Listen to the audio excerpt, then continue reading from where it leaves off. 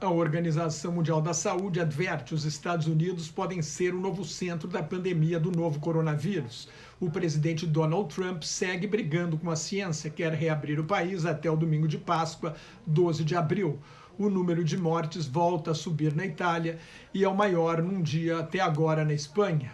Aqui no Brasil, o presidente Jair Bolsonaro faz um pronunciamento insano, contrariando tudo o que recomendam as autoridades de saúde. A Índia entra em quarentena, assim uma em cada 3 das 7.737 bilhões de pessoas da Terra está em confinamento ou sob medidas de isolamento social. Já são 418 mil casos e 18.615 mortes no mundo inteiro. Nas últimas 24 horas, 85% dos casos foram registrados na Europa e nos Estados Unidos, sendo 40% nos Estados Unidos, alertou Margaret Harris, porta-voz da Organização Mundial da Saúde. Ela alertou que estamos vendo uma grande aceleração do número de casos no país. É um grande surto e está se intensificando. Os Estados Unidos são o terceiro país com maior número de casos, 53.740 infectados e 696 mortes, com uma letalidade de 1,29%. 55% dos casos e 60% dos novos casos são na região metropolitana de Nova York. O governador do estado de Nova York, Andrew Cuomo, recebeu 400 respiradores artificiais, mas afirmou que o estado precisa de 13 mil. Ele quer testar os pacientes curados para ver se criaram anticorpos. Assim poderiam voltar a trabalhar sem risco de se contaminar de novo ou contaminar outros. Durante a entrevista coletiva do dia na Casa Branca, as autoridades médicas aconselharam quem saiu da cidade de Nova York a se isolar durante 14 dias para não espalhar o vírus.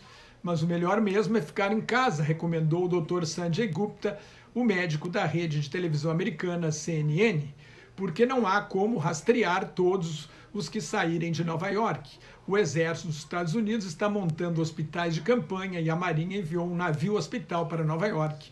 Já poderiam ter feito isso há muito tempo. Na contramão da ciência, Trump diz que está vendo a luz no fim do túnel. Quer reabrir estados, cidades, igrejas, empresas e centros de lazer fechados para conter a propagação do coronavírus até o domingo de Páscoa. Todos os epidemiologistas preveem que a situação vai piorar até lá. O Dr. Anthony Fauci, da Força Tarefa da Casa Branca, observou que esta é uma data flexível. Trump também quer que as regiões menos atingidas pela pandemia funcionem normalmente.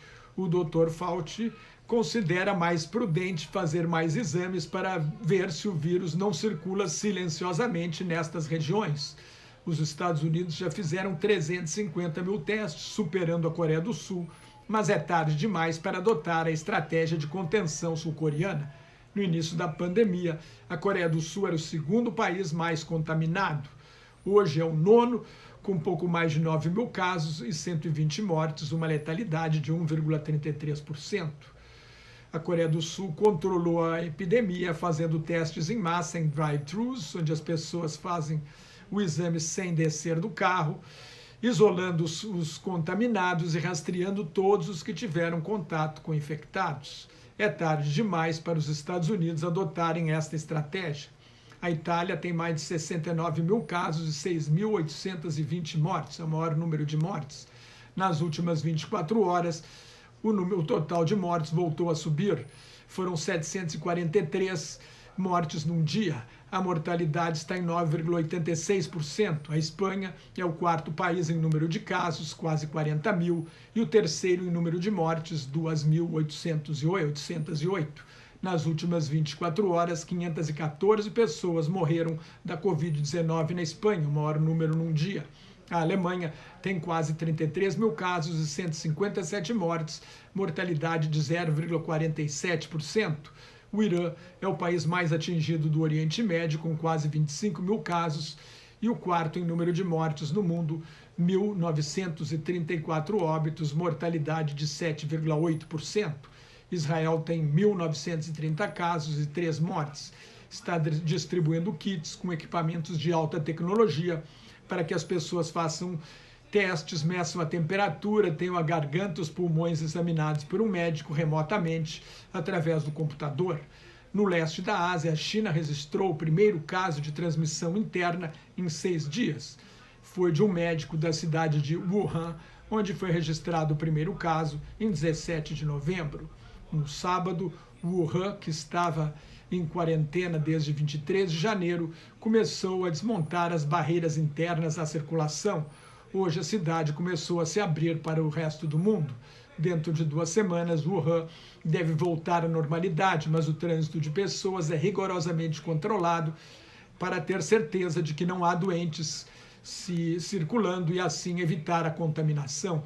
A China teve quase 81.600 casos, mais de 3.280 pessoas morreram e mais de 70 mil estão curadas. Na Índia, com 536 casos e 10 mortes, o primeiro-ministro Narendra Modi ordenou aos 1,380 bilhão de habitantes a ficar em casa por 3 semanas, com exceção de quem trabalha em serviços essenciais. Assim, 1/3 da população da Terra, mais de 2,5 bilhões de pessoas, têm orientação expressa de se isolar socialmente, de ficar em casa. Na Argentina, o número de novos casos caiu ontem, mas subiu hoje para um recorde de 83. Ao todo, a Argentina tem 387 casos e 6 mortes. O governo está dando uma ajuda de R$ 800 para cada trabalhador. O Brasil tem 2.247 casos e 46 mortes. O Ministério da Saúde afirma que a evolução da doença está dentro do esperado, mas o presidente Jair Bolsonaro, na contramão das autoridades de saúde do seu próprio governo e do mundo inteiro, continua negando a realidade. Em cadeia nacional de rádio e televisão, criticou as medidas de confinamento adotadas por governadores e prefeitos, acusou a imprensa de criar histeria, insistiu que a doença só é grave para idosos, que a situação na Itália é séria porque o país tem muitos velhos e um clima diferente do nosso, e que se ele, que era um atleta, for contaminado, não vai passar de uma gripezinha.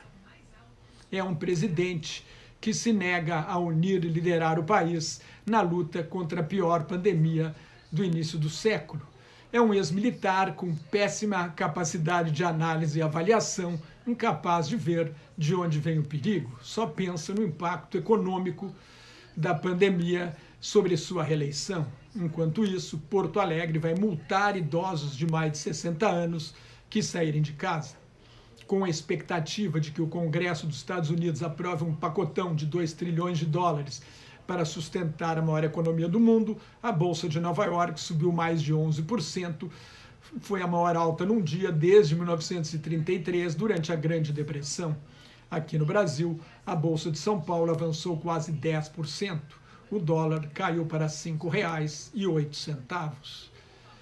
Mais notas e comentários sobre política internacional no meu blog Globalização em Crise, que está em nelsonfrancojobim.blogspot.com, no meu Twitter e no Facebook. Muito obrigado.